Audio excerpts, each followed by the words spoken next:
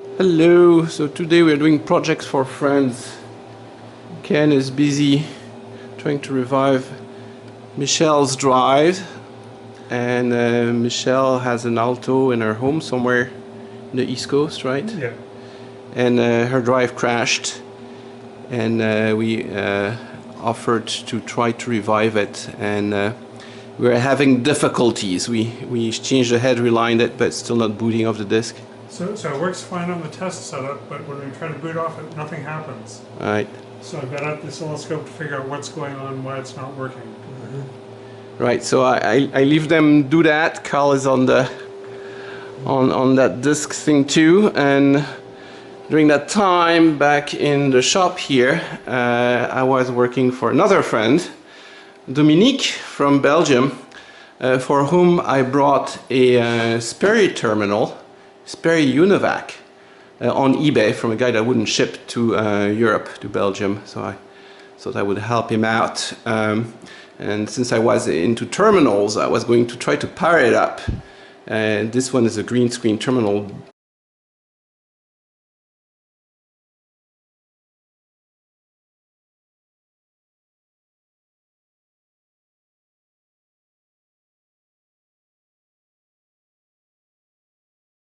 By the way, no typical eBay, the case didn't make it, right? It's just terribly packaged and it broke into pieces.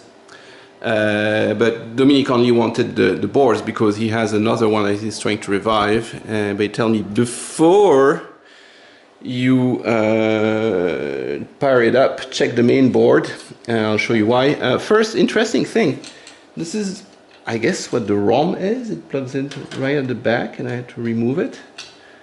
And made by Gloria. 4 and 5. Changed in '83. The boards come off the sides. So here's one memory, I suspect. I don't know really. I'm just going to try to power it up.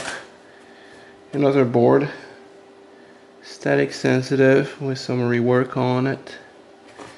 But what Dominique told me is be very careful because I tried already 2 main boards, and Dominique told me check the battery because it causes damage to the board, and that's why my current terminal is not working. And sure enough, the battery is corroded and it has damaged the trace. I think it went right through it. I think it ate it. The diode is gone. And then this capacitor, it has eaten the stuff right off it, so it's coming out of the can. So darn, I'm not sure I can power it up. So I'll try to neutralize all that thing with vinegar and see if we can clean it up. Okay, so we'll use some household vinegar, white Modena vinegar, only the best for us.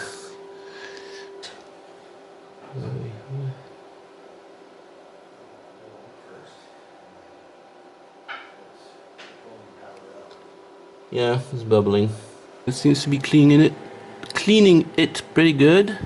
But I'm really afraid it went right through the trace, and there's definitely some components damaged. That capacitor is gone. So how are you guys doing? So Seek is no longer working. Right, and even with the boards from the good drive.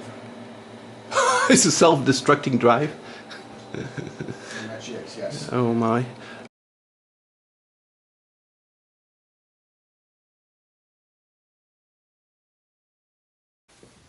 So Carl is trying to repair what we call the cursed drive, or the diabolical drive. That's what you call it, Ken? It's diabolical. It's both diabolical and cursed. Yeah, everything. Man, it ruined a set of heads. It ruined our alignment cartridge. Everything we connected to, it ruins it too. It caused a loose wire in our drive just by sitting next to it. And then, so this came from a collector on the East Coast. A former Xerox employee. Right. And she has multiple Xerox equipment. and Running an Alto. it was crashing all the drives, and when we did the heads in there was just totally. So we figured a couple hours would put a new heads, get it of the line, send it back to her, but it's turned into more of an epic. How long have we been on it? 2 months?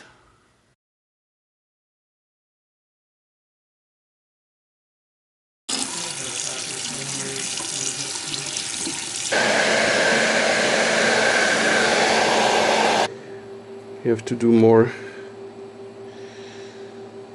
work over here. The diode's okay, I thought it was dead. The cap needs to be replaced. So I think it's worth trying just to replace the cap here, which is broken, and see if it boots.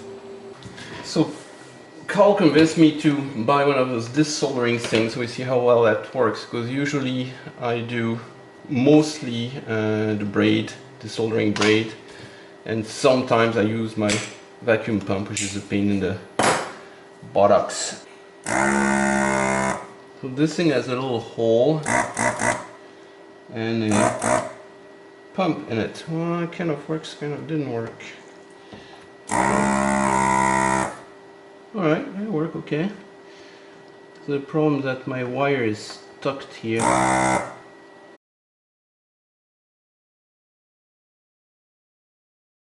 So that tool kind of works, but you need to have a straight pen and 2 fresh solder. Mm-hmm. Oh yeah. Yeah, so I'm going to actually resolder it in so it is soldered. Mr. Carlson was big on flow fresh soldering. Oh, so that's a... Oh, there's a Mr. Carlson episode on soldering. That's a Mr. Carlson turned Carl turned me. Yes. Oh wow, so this is the YouTube going around. Oh, there you go. So that's what you have to do. Mm-hmm. There you go, it fell. Yep. Okay, so we'll just do a quick try to see if it turns on. I was checking the trace under the microscope here, where I put a little bit more solder, and unfortunately you can tell I scraped it a bit to make it look better, but it has been eaten through around the feed through, partly on the right side. So I think I need to repair that before I do anything. I'm gonna tack it first and then do the better soldering job next.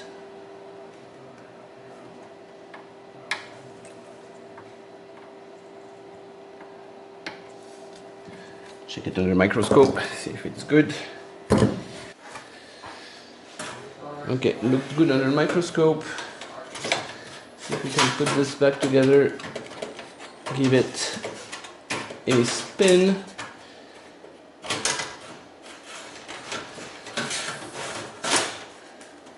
Okay, it's all back together. You guys have the extinguisher just in case. Okay. Ta-da!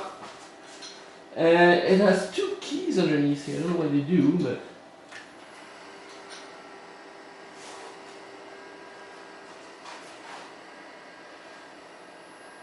Whoa! Well, I see some green. Some interesting green. Maybe the setup key needs to be put somewhere. The keyboard key. There's a reset button. Reset. Woohoo! So happy. Well, it beeps. It makes sounds and it's green.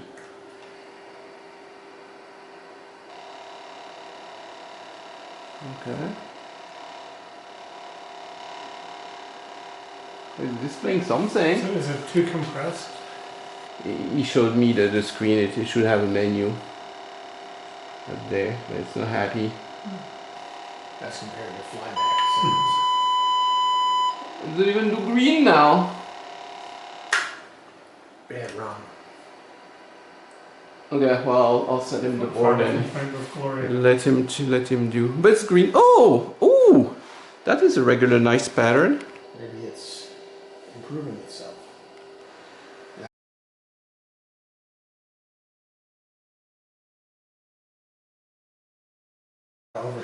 Okay, well we have a Sperry Univac that doesn't work and a disk drive that is haunted or cursed. We don't know, both. It refuses to work too. Oh well. We'll do better next time. And what about your program, Luca? Does your program work? Yeah. Yeah, you fixed it? Yeah. All right, somebody did something right. But what CPU has this terminal? Z80. Z80? Yes, a Z80.